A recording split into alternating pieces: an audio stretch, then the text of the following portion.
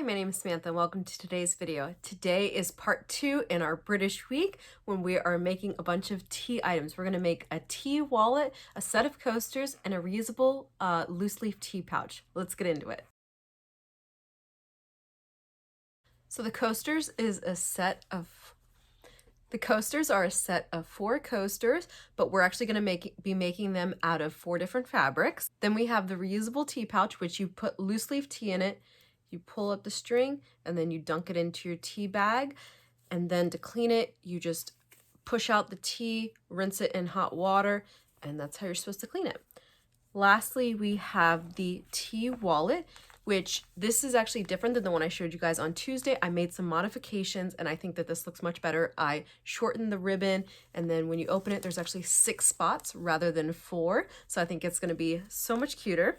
The fabrics we're going to be using today are from an Etsy shop called Brit, and the Etsy shop owner, Nikki, she was so nice. She's from Utah, and she offered 10% off to all of you guys that order any British fabrics in the next 2 weeks. You just need to mention my name, Samantha Tansley, in the order, and you'll get 10% off any of the British fabrics. Here are the ones that I selected. So there's this one, which is actually 101 Dalmatians. I didn't notice that until I got it, but I thought that was super cute. Then the next one, I'll just set these down, and I got a half yard of each. This one is like all sorts of London. There's like Big Ben. It says I Heart London. It has like the little, not cop guy, you know what I'm trying to say. And this one has a bunch of crowns and tiaras, super cute. And then this is just the Union Jack flag. So what I did is I forgot to measure these before I washed them. You guys know I serge and pre-wash all my fabrics. Actually, I was a little nervous to wash all these together because this one's like bright red and the other ones were white, but there was no purpose in washing this by itself because there's already red throughout it. So if it was gonna bleed, it was gonna bleed. But they all look great. I washed them normal cycle, dried them normal cycle, and everything's great. So I laid them down on top of each other to measure what is the smallest piece, which is actually this guy. He's the smallest. With the fabric, it's the smallest, as well as the cut sideways. So that's 19 inches. And I didn't measure it before I washed them, so I don't know how much shrinkage happened, but a half yard is 18 inches. So I'm so grateful that I actually have 18 inches worth of usable fabric on every single piece. When you buy fabric from Joann's or whatever and you ask for 18 inches, they give you 18 inches. So once you serge and pre-wash, you end up with less. So thank you, Nikki. I really appreciate it, and I am going to use every inch possible. So what I like to do when I'm trying to get a certain amount of products out of fabric is I'll write down on a chart how big it is, and then start playing with different combinations of layout and how I want to cut things. So I figured out how I want to cut this, where each piece of fabric, I'm going to get 4 coasters, 3 jar openers, 1 tea wallet, 1 reusable tea bag, and then what will be left over. So I allocated 19 inches. So the one that's the smallest will have 1 inch left over with the fabric. The other 3 will be like slightly longer, slightly wider with the fabric pieces. And then a 7 by 11.5 inch piece. So with 4 7 by 11.5 inch pieces, I can actually make 2 more bags, or no, one bag. I can make 1 bag with all 4. So it'll be like 1, 2, 3, 4. I don't know if I'm gonna do that or not, but I could do that. And that's what I could make with all 4 pieces. In total, I'll be able to make 16 coasters, 12 jar openers, 4 tea wallets, 4 reusable tea bags, and then 1 pouch is what I'll be able to make out of 4 half yard fabrics. And how much I paid for the fabrics, let me turn you around and I'll show you the costs. All the fabrics were about $5.74 per half yard, except for the Disney one that was a little more expensive. So in total they were $23.72, but then there was tax as well as shipping. So I paid $31.74 for 4 cuts of fabric, 2 yards. $31.74 is a pretty reasonable price compared to other stores like Joann's, Etsy, whatnot. And like I said, if you order any of the British fabrics and she has a lot more than what I selected, and you write my name, Samantha Tansley, in the comment section, then you'll receive 10% off your order. Excuse my crazy handwriting, but this is what I was talking about, making a chart. I used a erasable friction pen, and that's how I was able to edit many times. So this was how I figured out what was going to be left. I'm going to get to cutting, and then we will start assembling the different products. I like to start by cutting strips first. So 7, 6, 5, and then this guy is the remainder. And like I said, each fabric is a little different, shrinkage, and like I said, I forgot to measure how big they were before I washed them. So these 3, I can't really do much with them, maybe make a scrunchie or piece some pieces together. I'll save these, put these in my scraps, but this guy is really the only one that I could do something substantial with. That being said, I have plenty allocated from these 3 cuts. I need to cut them down, and then we'll start being able to make the products.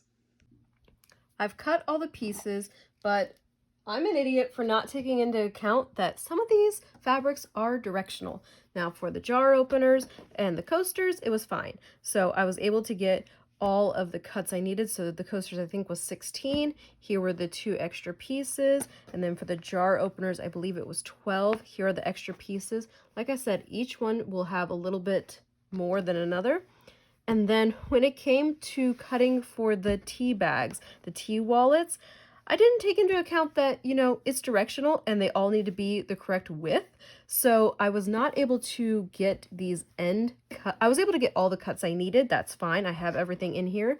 But these cuts here are not the one big piece that I wanted, but that's okay. So here is all the scraps from this project. So let me know what you want me to make in the comments down below, and we'll do another video just making stuff from these scraps. But I think this is pretty efficient that I was able to get all of these products cut and only this much waste. And the waste is consistent. Like these are all the same size, so if I were to piece these together, I could get one more item out of whatever it is that I cut from this.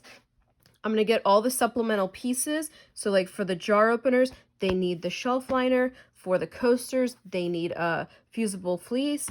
And then for the tea wallets, they need ribbon. So I'm going to go ahead and get the extra pieces needed for each of these projects. I have to talk about this again. I've been loving these project bins. So this is my jar opener bin. I still have a ton of shelf liner and I have a bunch cut out already. So I'll go ahead and set these aside. This is fabric that I know will work for jar openers. And then these guys are jar openers that need to be sewn up. So I love that I could just come to this and start working on them. We have all of our additional pieces. We've got the fusible interfacing, the shelf liner, and the ribbon. So we're going to start with the coasters. Those are the simplest. So what we'll need to do is take each set and open it up, make 2 piles. One of them gets fusible fleece. So then we'll go ahead and take this to the iron, fuse it down, and then this other piece gets sandwiched on and it gets sewn, leaving an opening, turned right side out, and then top stitched. I'm going to go ahead and do those steps.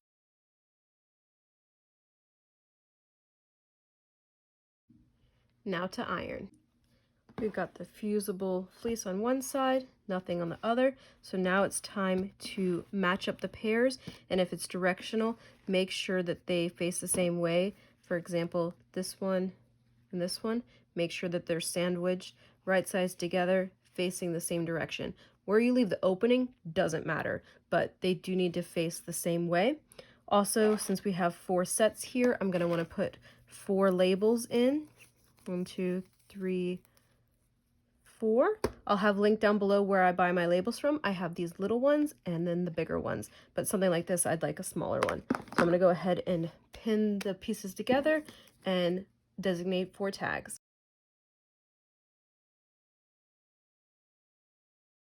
These guys are pinned together with a tag allocated. I don't actually put it in while I'm doing this because it's too hard to get it positioned right. It's easier to just do it at the sewing machine. But at least if I do this, I know this tag needs to go in it because I forget. I definitely forget. So I'm going to go ahead and sew these up and I'm going to leave an opening. I like to do it on the side and then I put the tag down here. That's just my preference. That's how I like going about doing it. Then we're going to trim and turn. So I'll see you once they're turned right side out. All the coasters have been turned right side out. These ones I have already gone through and used my chopstick, poked out the corners, poke out every corner, and then I like to use a hard surface, hold down and I'm pushing and sliding the chopstick along the edge to pop out this seam. And I do that along every edge. Now what I need to do is take this to the iron, and if you need to, roll out any seams, and then the opening will need to be rolled in and a pin placed. We're going to top stitch. The coasters are all ironed and pinned. Now to do a top stitch, I'll do a stitch length of either 4.0 or 5.0. Here are the coasters all top stitched. They are so cute. What I'm actually going to do is put them in pairs with one of each pattern. So there'll be 4 sets, and each set will have one of each pattern like this. And that's why I did the tags on one of each. So each set will have a different one with a tag. Something just happened. Oh, I know. There we go. See, each set has a tag, but each tag is on a different coaster. Super cute. Let me know which one is your favorite in the comments down below. On to the jar openers. So we're going to want to allocate 1 shelf liner to each topping.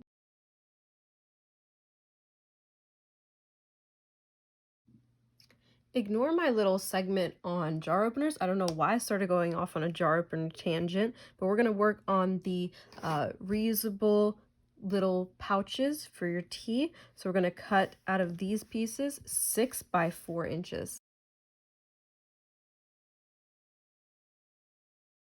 So what we're going to want to do is put them on the long edge and then fold it over.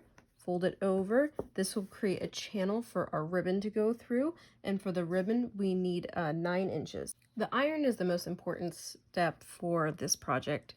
So what I've got here is I've got the raw edges turned down on the sides as well as the top folded over twice so that there can be a little casing for the ribbon, and it also finishes the edges. So we're going to want to put the ribbon in, and then it should be able to move around, and you're going to want to stitch very close to the edge here, tack this down, and then we're going to take this, fold it in half and stitch it down. So see, that will give us a finished edge for our ribbon. If you sewed it down properly, here it's easier to see on this one, if you sewed it down properly, your string should still be able to move. I had a 75% success rate. Most of these still move, but don't pull it out the other side. But this one, I screwed up, so I need to unpick it and redo it. So you're going to sew the side and the bottom. Here we are. We're going to trim these bottom 2 corners and turn it right side out.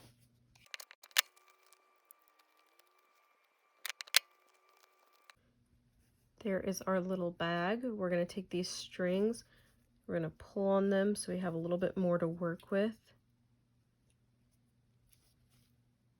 Keep them straight. And then you can tie them together. There is your cute little pouch. You could even use this for like coins in your purse or something. It's just a cute little pouch meant for tea. Let's do the other 3. Here are the little pouches. Oh my gosh, they're so cute.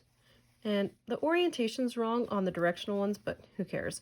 They're so cute either way. Let's get on to the tea wallets. Each tea wallet needs 2 ribbons, 3 interior pockets, and 2 large pieces. So what we're going to do is we're going to mix and match all of the different patterns so that we have a combination of each one. So here's one back. Here's another back. Oh, here, I'll just keep them together. So what we can do is swap over 1,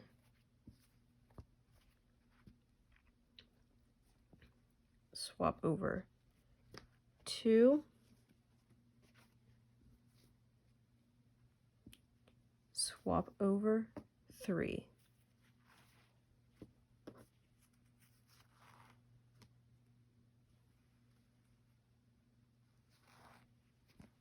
I did something wrong here. Let's try this again. I don't know what I did wrong the last time. I'm actually going to switch these 2 spots. So we're going to move the small pocket move the small pocket, move the small pocket, move the small pocket.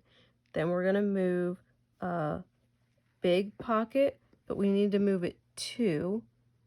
We're gonna move the big pocket, we're gonna move it 2. We're gonna move the big pocket, 2, big pocket, 2. Now we need to move the other big pocket, 3. 1, 2, 3. 1, 2, 3. 1, 2, 3. 1, 2, 3. Okay, did I do it right that time? All of these pockets need to be folded in half. What I'm going to do is I'm going to take all of these pockets, fold them in half, and take them to the iron, and then we'll start laying them out. All the pieces are ironed, so now we can start deciding which pocket goes where. So the 2 bigger pockets go on the top layer, and then the bottom pocket is the smaller one. So they should all have 3 size pockets, which actually this is working out because I like the light, dark, light, dark. 3 size pockets, 1, 2, 3. I don't really like these guys right here. Is that better? Oh, but that's upside down. Whatever.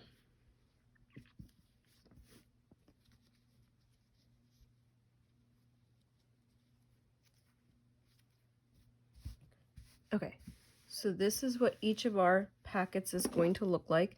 And then, so this is what the exterior is going to be. So I'm going to use the black ribbons on these 2 and the white ribbons on these 2. So I'm just going to show you one at a time, but I'm going to be doing all of them at the same time. What we're going to need to do is take each of the pockets to the sewing machine and give it a top stitch along the top edge here. Top stitching is done on each of the pockets. The next step is to take it, and we're working from the inside up.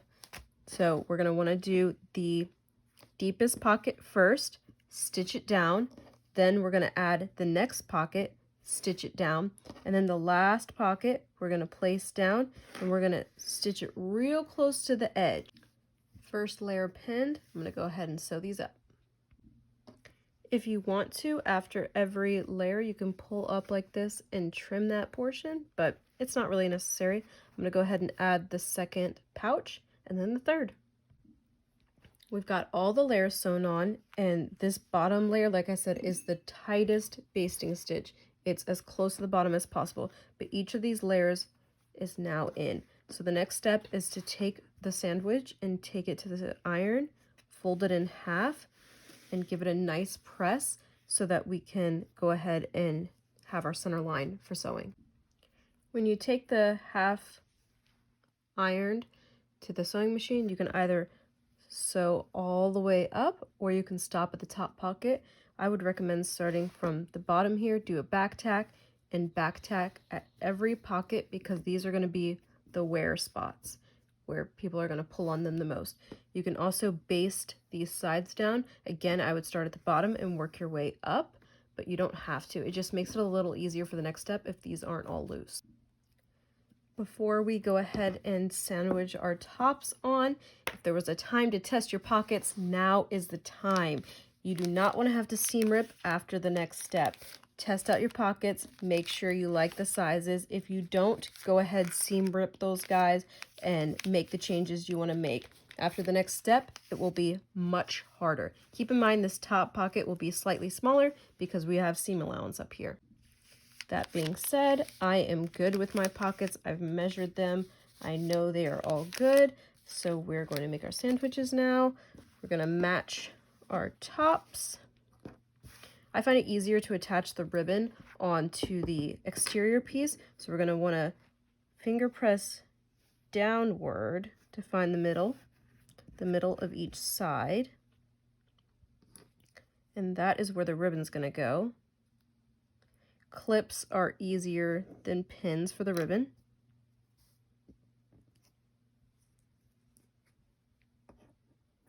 And then for this excess, I would recommend giving it a little bit of a tie, and then these two Xing them over and pinning them down. This way, there's no chance that they get caught up in your seam allowance. And I have had that happen already, so don't be me. Next, we're going to want to take the top, sandwich it down, make sure it's all lined up. I would pin in the quadrants like this rather than pinning the exterior. That way you don't have to move your pins as you're sewing. Also, when you leave your opening, I would leave it at the top and not at the bottom. It's very hard with all the layers of the pockets to have to turn it. So then I'd flip it over, make sure it all looks good. And then what you can do with your ribbons is you can hold onto them and then reclip. Again, I'm holding from the inside and then reclipping. So now we can, this is the top, start sewing here, go all the way around, oh, start sewing here, go, start sewing here, go all the way around, and back tack, and leave an opening up here, about 3 fingers wide.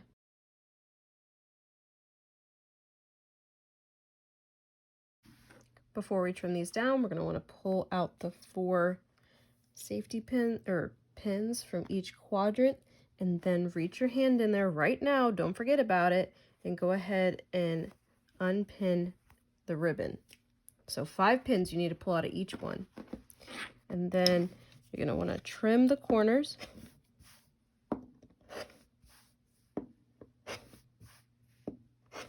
You can also trim down the sides if you'd like, and then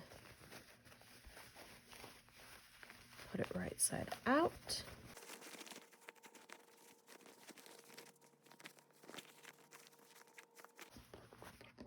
Get yourself a chopstick. Poke out the corners. You'll also notice when I poke out the corners, I slide along the edges. This pops out the seams. See how the seam sometimes is within? So if you slide your chopstick along the edge, it will pop it out. The next thing you'll want to do is take it to the iron. Go ahead and iron these out. Lay your opening as flat and straight as possible.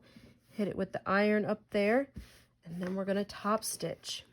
We're almost done, and we need to do the other ones.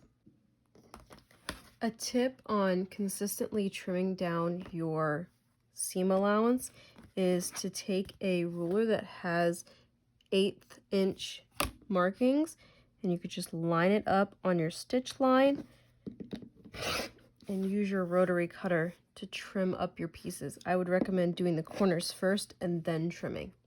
All right, all of them are nicely pressed. So now what I want to do is top stitch along the whole outside edge, and we'll be done. Oh my God, guys, these are so freaking cute. Ah, I love them. I wish I was someone that liked tea or hot beverages, because these are so cute. These would make perfect gifts. Let me show you what each one turned out to be. So cute.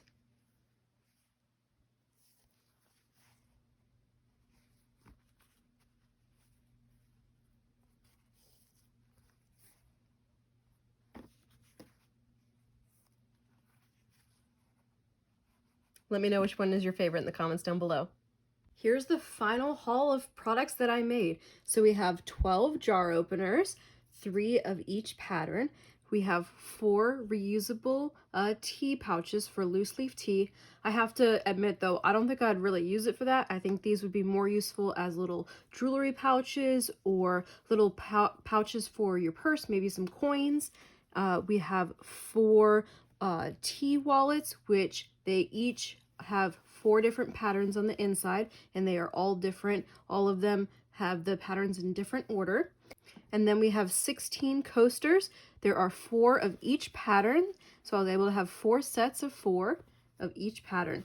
And what was left over is just this little pile here. There's really not much fabric left over. I'm really proud of how efficiently I cut everything, that I was really not wasteful. Also, these are all the same width. So what I could do is I could piece them together to make a bigger piece and then make something from it. Let me know what you'd like me to make with these scraps in the comments down below, and we'll do another video making something with these scraps. Thank you so much for watching.